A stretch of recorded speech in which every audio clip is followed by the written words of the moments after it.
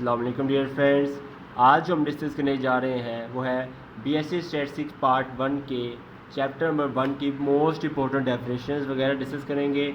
कुछ डेफिनेशंस वगैरह हैं आपको मैं इजी वर्डिंग में बता दूंगा कि इसको आप हिसाब से कर सकते हैं। बस इंपॉर्टेंट डेफिनेशन हम इंशाल्लाह डिस्कस करेंगे, तो वीडियो को आप एंड तक लाजमी देखिएगा ताकि आपके डेफिनेशन वगैरह में हर चीज़ में कॉन्सेप्ट क्लियर हो सकें। चलिए वीडियो को स्टार्ट करते हैं। सबसे बात करते हैं स्टैटिस्टिक्स। स्टैटिस्टिक्स होता क्या है? स्टैटिस्टिक्स सिंपल डेफिनेशन हम कह सकते हैं, statistics is the study of, statistics कह सकते हैं सिंपल अपनी वर्डिंग में भी कह सकते हैं आप, statistics is the study of collection. जब भी हम कोई डाटा वगैरह कलेक्ट करते हैं तो कलेक्शन जब आती है वो स्टैटिस्टिक्स को शो करती है। यानी statistics is the study of collection, interpretation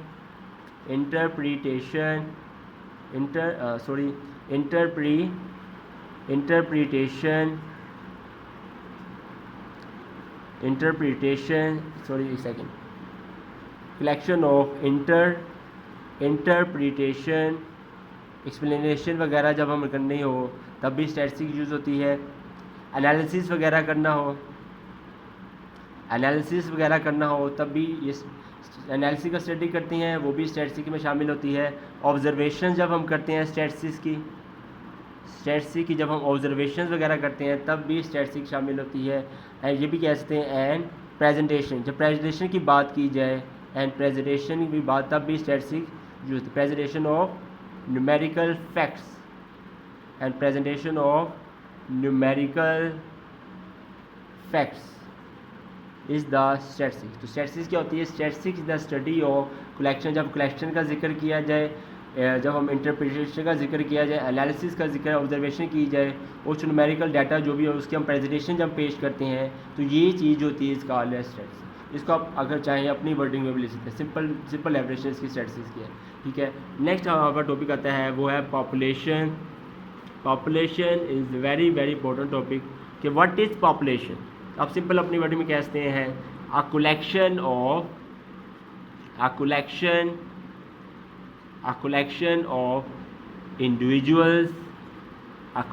of individuals or objects having some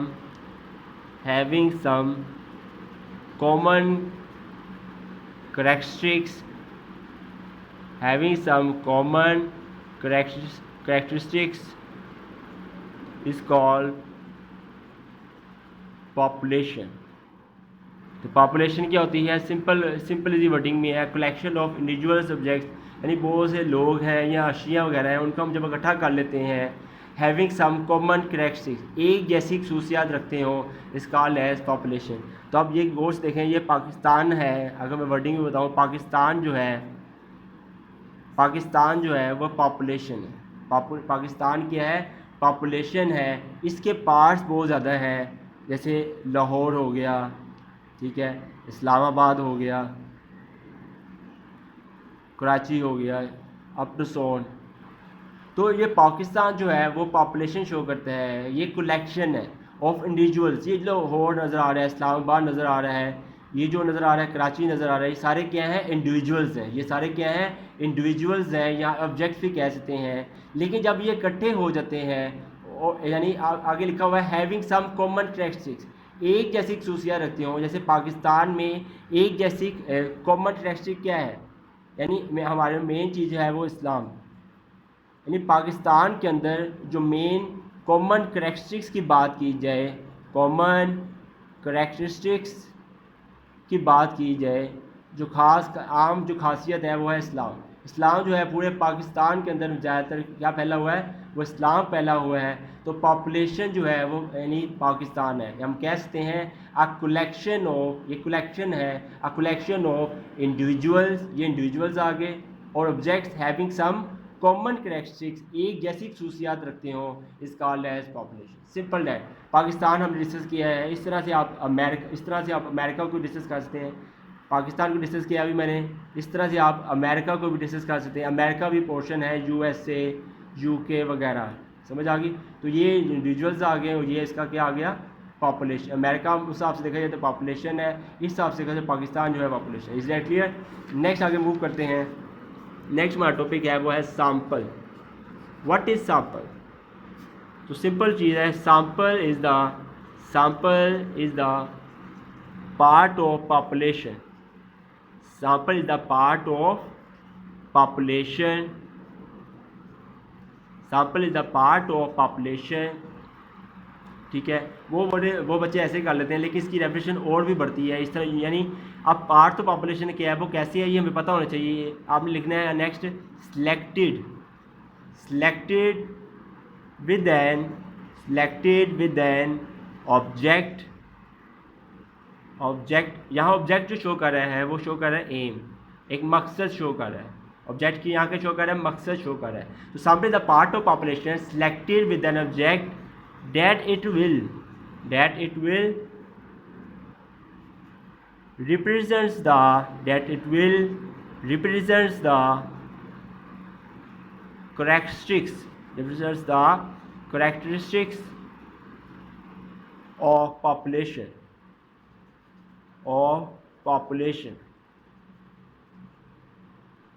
ठीक है। तो sample is the part of population, लेकिन पार्ट तो है, लेकिन इसको हम सिलेक्ट करते हैं, सैंपल को हम सिलेक्ट करते हैं पॉपुलेशन से। इसका एक मकसद है, मकसद क्या है कि ये पॉपुलेशन की खसूसियात को करेगा, ज़ाहिर करेगा। जैसे अभी बताया मैंने, पाकिस्तान पॉपुलेशन है, जैसे ये देखें, ये समझो, ये पूरा डाटा जो हमें जो गिवन है, ये सारा हमें क्या गिवन है, पॉपुलेशन की गिवन है। फ़र्ज़ कर लेते हैं हमारे पास ये पॉपुलेशन है, ठीक है, इसी में से हमने कुछ पोर्शन ले लिए हैं, यानी ये ले लिया पोर्शन। तो ये जो है पोर्शन नज़र आ रहा है, ये होता है सैंपल। तो सैंपल क्या हुआ, sample is the part of population, ये पॉपुलेशन में से सैंपल निकला है। ठीक है, आगे लिखा सिलेक्टिव विद एन ऑब्जेक्ट, इसको निकालने का मकसद क्या था, मकसद ये है कि ये पॉपुलेशन की खसूसियात को ज़ाहिर करेगा। यानी ये क्योंकि ये जो पाकिस्तान की खसूसियात, जैसे बताया मैंने, इस्लाम जो है हमारी खासियत है, तो ये सैंपल भी इस्लाम की खासियत रखेगा, क्योंकि ये भी वही मेंस हैं, और ये भी क्या है, वही मेंस हैं। तो sample is the part of population that is selected with an object, एक मकसद के लिए इस्तेमाल किया गया है, इस मकसद के लिए सिलेक्ट किया गया है, that it will represents the characteristics of population. Is that clear? Next आगे मूव करते हैं। इसमें से आपने जो करना है, आपने बस ये याद रखिएगा, ये वर्डिंग लिखा हुआ है, न्यूमेरिकल फैक्ट सिस्टमेटिकल रेंज, ये वर्ड याद रखना, ये वर्ड जो है MCQs के लिए बहुत ज़्यादा इंपॉर्टेंट है। नेक्स्ट आते हैं use of statistical information. Uses of statistical information बहुत ज़्यादा इंपॉर्टेंट है, BSc पेपर 2018 में आए हुए हैं, ये सारे आपने यूजेस करने हैं, यहाँ से फर्स्ट सेकंड से लेकर आपने ये 3rd 4th 5 यहाँ तक आपने 7 तक आपने ये करने सारे यूजेस, बहुत ज़्यादा इंपॉर्टेंट है। नेक्स्ट आगे मूव करते हैं। नेक्स्ट आते हैं कैरेक्टरिस्टिक्स ऑफ स्टैटिस्टिक्स। कैरेक्टरिस्टिक्स भी बहुत ज़्यादा इंपॉर्टेंट है, पेपर में आती हैं, ये भी आपने सारी करनी है।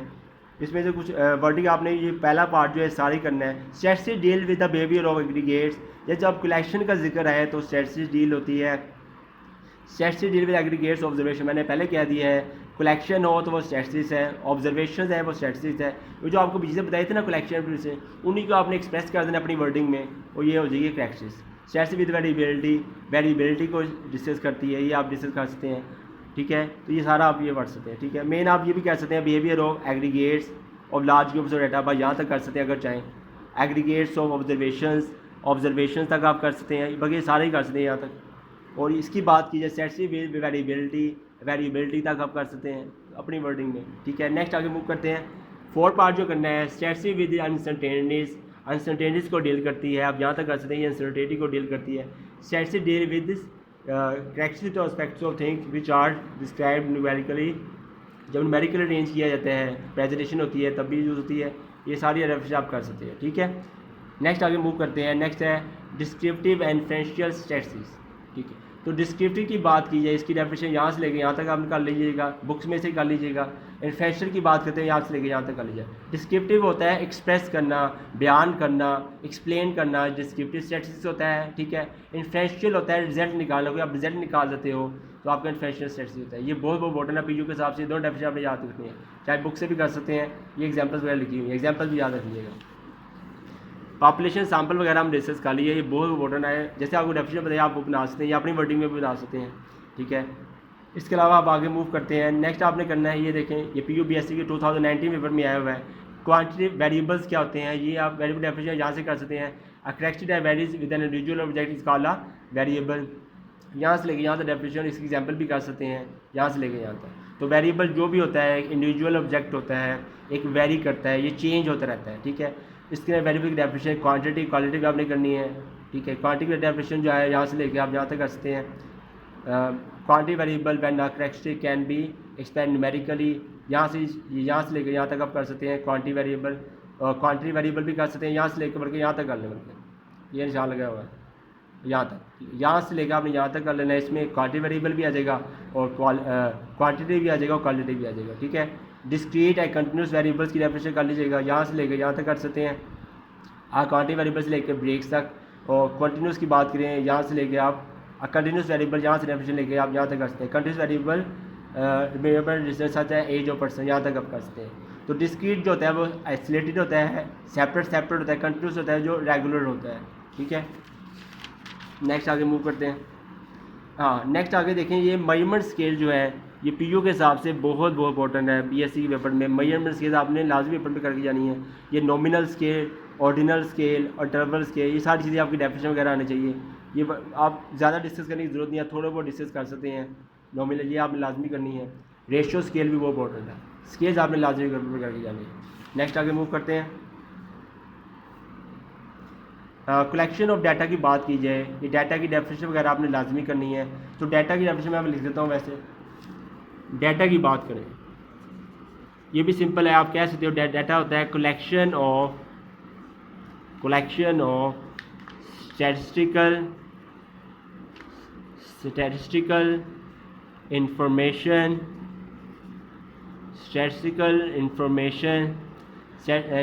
आप कह सकते data is the collection of statistical information is called data, ठीक है। स्टैट की जो इन्फॉर्मेशन होती है उसको जब हम इकट्ठा कर देते हैं दिस कॉल्ड एज डाटा। तो डाटा की 2 टाइप्स होती हैं, एक होता है प्राइमरी डाटा, ये प्राइमरी डाटा, और दूसरा होता है सेकेंडरी डाटा। ये प्राइमरी डाटा सेकेंडरी डाटा बहुत ज़्यादा इंपॉर्टेंट है, पेपर में लाजमी आते हैं ये डेफिनेशन एज सेकेंडरी डाटा। पहले हम डिस्कस करें प्राइमरी डाटा को। प्राइमरी डाटा आप लिख सकते हैं the data which has not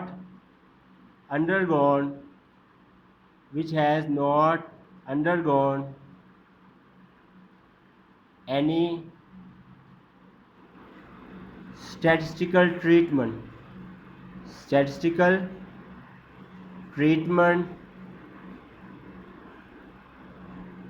इस called primary data. Primary data वो डाटा होता है जो किसी स्टैट के ट्रीटमेंट से ना गुजरा हो, is called as primary data. Primary data आप कह सकते हैं